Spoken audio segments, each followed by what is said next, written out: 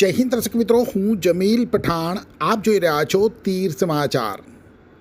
દર્શક મિત્રો, વધુ એકવાર એલસીબી પોલીસે દારૂની હેરાફેરી ઉપર તરાપ મારી છે. શાકભાજીના કેરેટમાં દારૂના બોક્સ ભરીને લઈ જતું એક અતુલ શક્તિ છકડાને બોડેલી પોલીસ મથક હદ વિસ્તારના મુઠઈ વસાહત પાસેથી ઝડપી પાડી દારૂના કેરિયર એવા છકડા ચાલકને દબોચી લીધો છે.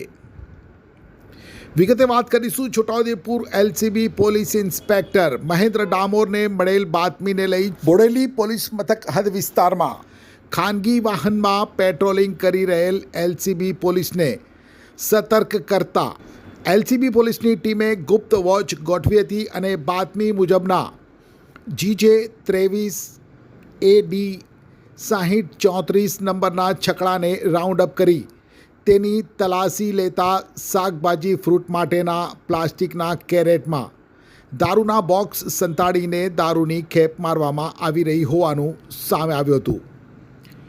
છકડામાં ભારતીય બનાવટની વિદેશી દારૂની વિવિધ બ્રાન્ડની 1158 બોટલ, કિંમત રૂપિયા 3,19,368નો જથ્થો મળી આવતા પોલીસે કેરિયર એવા આણંદના ભાલેજ રોડ ઉપર આવેલ કોહિનૂર સોસાયટીના રહેવાસી એવા છકડા ચાલક 32 વર્ષીય વહાબ આરીફ મેમણની અટકાયત કરી દારૂ અને છકડા સાથે કુલ રૂપિયા 5,25,186નો મુદ્દામાલ જપ્ત કરી પ્રોહિબિશન એક્ટ હેઠળ ગુનો નોંધી અને તપાસ શરૂ કરી છે.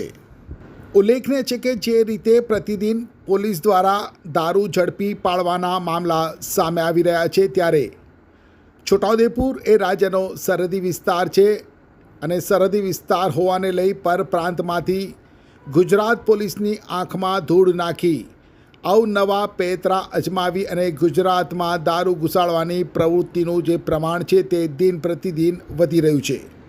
ગાંધીના ગુજરાતમાં દારૂબંધી હોવા છતાં દારૂની રેલમછેલ અને બુટલેગરો બેફામ હોવા મુદ્દે હાલ ગુજરાતનું રાજકારણ પણ ગરમાયેલું છે.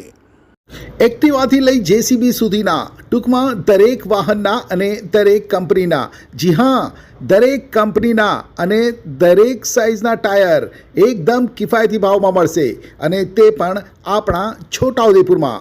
જી હા, છોટા ઉદેપુરમાં.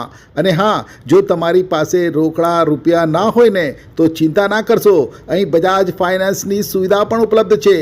સરનામું છે Apex Traders, Silver Spoon hotel સામે, Triangle Complex, highway road, Chhota Udepur.